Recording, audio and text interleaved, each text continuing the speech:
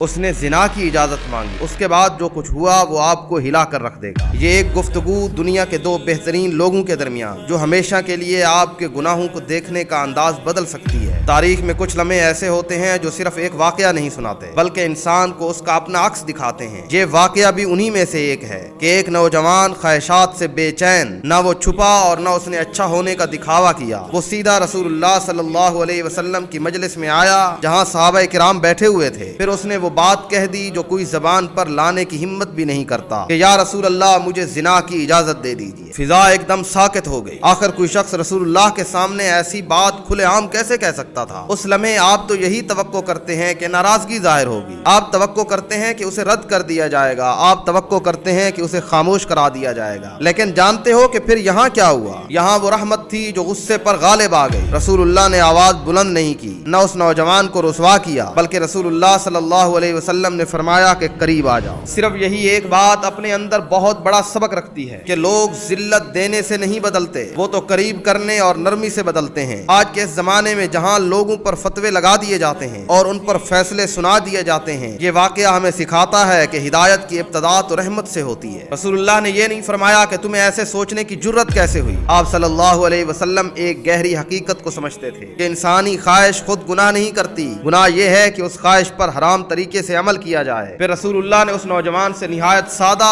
مگر دل میں اتر جانے والے سوالات فرمائے کہ کیا تم یہ اپنی والدہ کے لیے پسند کرو گے، اپنی بہن کے لیے پسند کرو گے، اپنی بیٹی کے لیے؟ ہر بار اس نوجوان نے یہی کہا کہ اللہ کی قسم ہرگز نہیں۔ تب رسول اللہ نے فرمایا کہ لوگ بھی اپنی عورتوں کے لیے اسے پسند نہیں کرتے۔ یہ صرف نصیحت نہیں تھی، یہ دل و فکر کو جگا دینے والی تربیت تھی۔ آپ نے اس نوجوان کی سوچ کو اپنی خواہش سے ہٹا کر دوسروں کے احساسات، عزت اور ذمہ داری کی طرف موڑ دیا۔ پھر سمجھانے کے بعد رسول اللہ نے اس سے بھی زیادہ گہرا اور عظیم عمل کیا۔ پھر آپ نے اس نوجوان پر اپنا ہاتھ رکھا اور ایک دعا فرمائی، اللہم اغفر ذنبہ وطہر قلبہ وحسن فرجہ۔ اے اللہ اس کے گناہ معاف فرما دے، اس کے دل کو پاک کر دے اور اس کی شرمگاہ کو محفوظ کر دے۔ اس دعا کو غور سے دیکھو، صرف یہ نہیں فرمایا کہ اسے روک دے، یہ نہیں فرمایا کہ اسے معاف کر دے، بلکہ دل کی جڑ تک پاکیزگی کی دعا کی، کیونکہ گناہ صرف ظاہری اعمال نہیں ہوتے، وہ اکثر دل کی گہری روحانی بھوک اور کمزوری کی علامت ہوتے ہیں۔ ذرا غور کرو کہ نبی علیہ السلام ایک بھاری بات بھی کہہ سکتے تھے، اسے ٹوک بھی سکتے تھے، لیکن پھر بھی اسے نرمی، رحمت اور ہدایت کے ساتھ سمجھایا۔ تو پھر آپ کا اپنے بارے میں کیا خیال ہے کہ کس نے آپ کے دل میں یہ خیال ڈال دیا کہ اللہ کی طرف لوٹنے سے پہلے آپ کا کامل ہونا ضروری ہے؟ نہیں، آپ کا اللہ کی طرف لوٹنے سے پہلے اپنے گناہ کا اقرار کرنا ضروری ہے۔ اپنے گناہ لے آؤ، اللہ کے سامنے رکھو اور اپنی کمزوری کو ظاہر کرو، اللہ تمہیں بھی اس شخص کی طرح پاکیزہ بنا دے گا۔